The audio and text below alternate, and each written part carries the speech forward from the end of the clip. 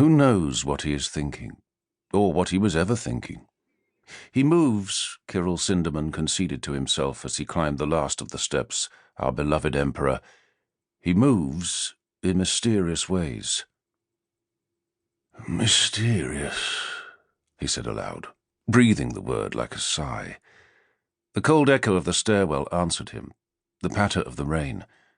Sindermann was exhausted. He had come a long way, not just up the 1,000 steps of the tower, but along the path before that, the long road that had once seemed so promising, but had led them all, into unforgiving disaster. Kirill Sindermann had walked alongside history as it was being made, and had been appointed to observe and record that process. But history, willful and cruel, never leads where it is expected.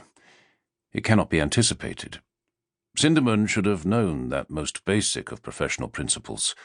History only makes sense in hindsight. Did he know? The beloved Emperor?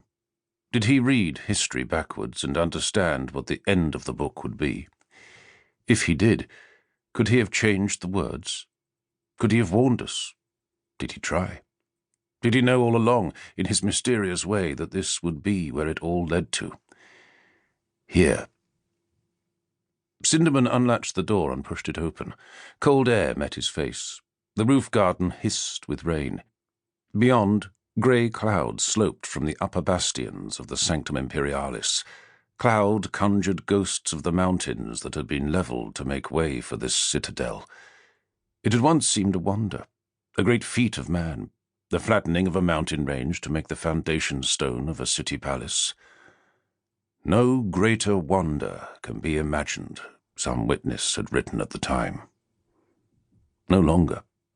Greater wonders had come since to eclipse it. The war to pacify the heavens, the crusade to crush bestial species, the liberation of lost humanity, the unification of the cosmos. The revelation of unthinkable horror. The betrayal of all that was. Now this, here. Mountains had been shaved flat to build a palace, and from that palace an empire was raised.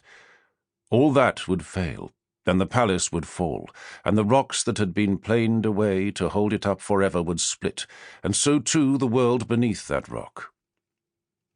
Sindermann wandered along the garden walk, the Katabat terrace, a hanging garden, once a paradise.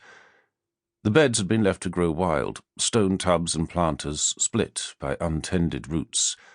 Auto-irrigation and pesticide systems had been shut down to conserve power. The botanical servitors had long since been recoded to serve in the munition vaults. The garden staff had been conscripted to siege labour brigades or sent to the front lines. Other palace gardens, and there were many, had been turned over to food cultivation. But not the Katabat. The highest, the loneliest, the Emperor's favourite, near the top of old Widdershins Tower. It had simply been abandoned. Perhaps he, the beloved Emperor, hoped it could be opened again one day. The gardeners brought home, the precious specimens nurtured back into bloom. If that was so, thought Sindermann, then hope still existed. The Katabat had not withered.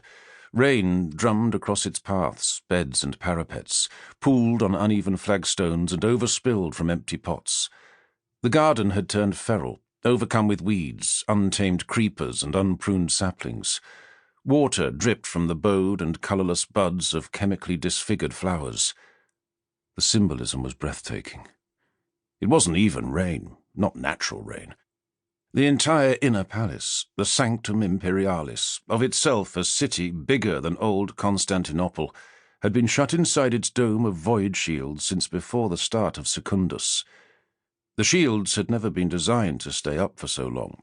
All air was recirculated, processed, breathed 1 trillion times, and artificial weather systems had built under the dome, breeding stained cloud, acid rain, and pocket storms that churned and festered beneath the crackling fields. This rain was recycled sweat, body moisture, piss, blood. It was worse, he had been told, outside the inner voids, toxic smogs and bacterial clouds lifting from the burning sectors and the battlefronts, or artificially engineered. Searing firestorms, ash blizzards, epileptic convulsions of lightning spasming from the aftershock of orbital strikes, shrieking tornadoes propagated by the concussion of incessant bombardments. The ground shook. Even here he could feel the constant tremble. To keep listening to this audiobook, I've left you a link in the description so you can do it, at no cost thanks to Audible's 30-day free trial.